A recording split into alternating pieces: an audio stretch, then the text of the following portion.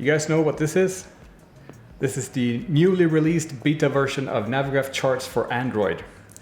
It came to life last night and we sent it out to a couple of beta testers. Actually, we've had more than 5,000 pilots register for a beta tester account, and last night we used 591 of you to test this new version of Navigraph Charts for Android. Looks beautiful. Something special seeing something coming to life like this.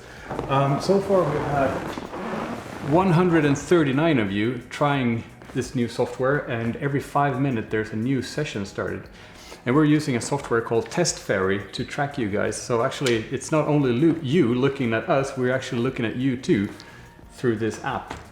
There's going to be a separate video on that later.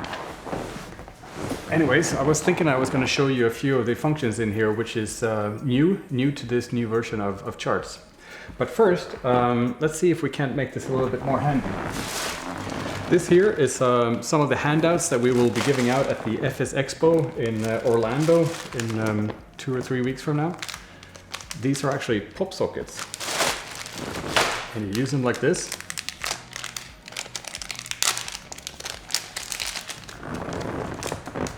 There's a little sticker that comes off here, like so. And since I'm a lefty, at least when it comes to holding a tablet, I put it somewhere down in the left-hand corner like this. And there you go. How about that? Let me walk you through the app the way it looks right now. So let me start off by showing you how to make a flight from Stockholm, where we're at right now, to our neighbors in Norway, to Oslo. The new version of Navigraph Charts for Android contains a bunch of new functions, and we won't be able to go through all of them here and now, but what I will show you is how to create a flight. So being in Stockholm, I was thinking that a flight from Stockholm Arlanda Airport to Norway and Oslo and Gardermoen Airport would be a nice example. So I have centered the chart onto here. Now what I do is that I click the flights button and create new flight, and the departure airport is ESSA, which is Arlanda, and the destination airport is Gardermoen. And I can type that out like so. And then I want to auto-generate a route between the two.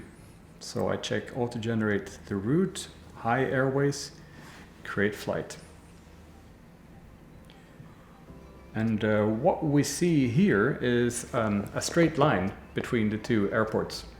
Now what we want to do is that we want to prepare the procedures. So let's focus in here on Arlanda Airport.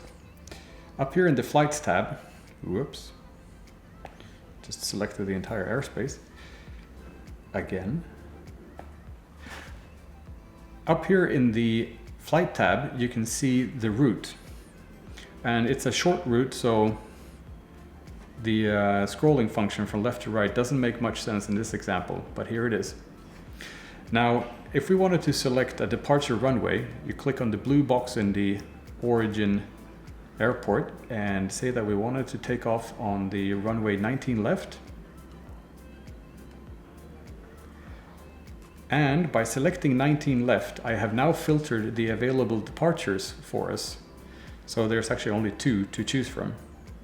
And you can visualize these two by pressing them.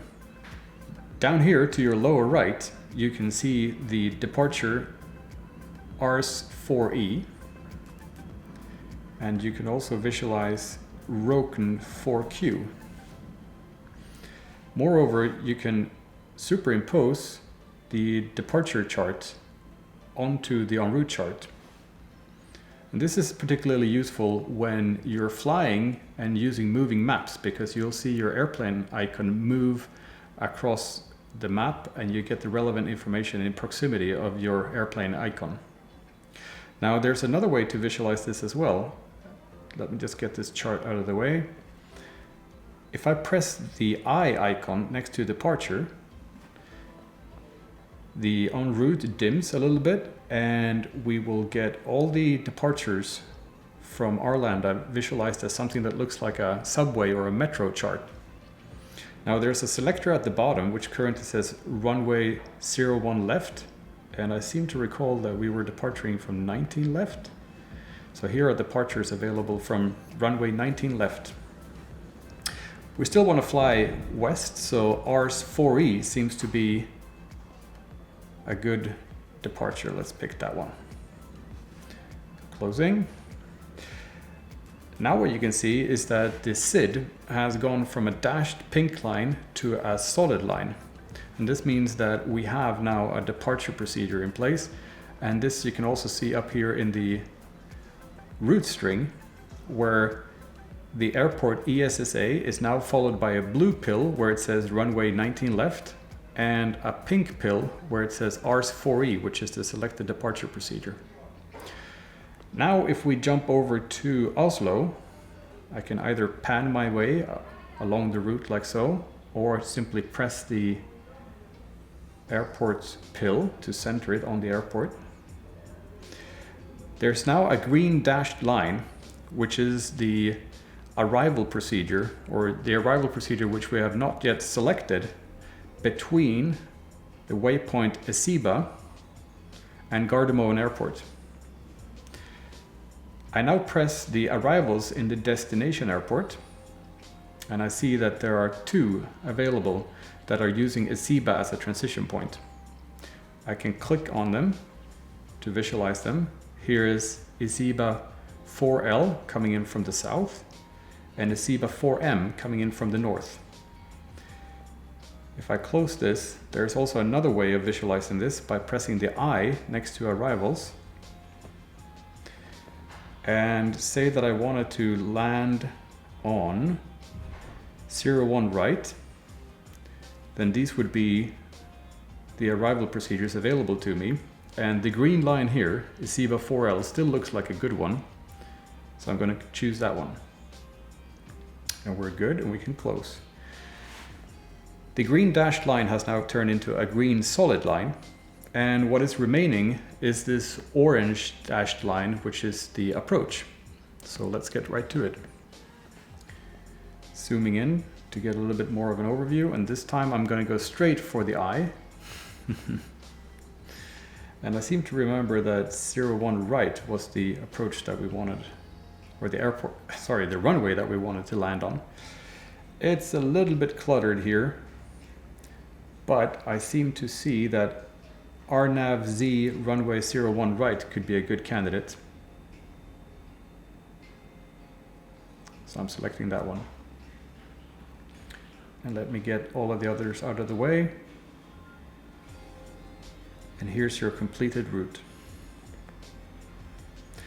Now, once again, to show you the feature where you can superimpose a chart onto the Unruh chart, let me click the approach.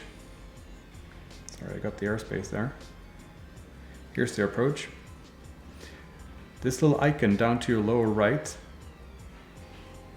tells me that I can now put the approach chart onto the Unruh chart. And once again, I think that you guys find this very useful when you're using the moving maps feature, because then you'll see your little airplane icon moving across the chart, and all those minimas and waypoints that might be interesting to you is going to be shown right next to the airplane icon as you're moving across the chart.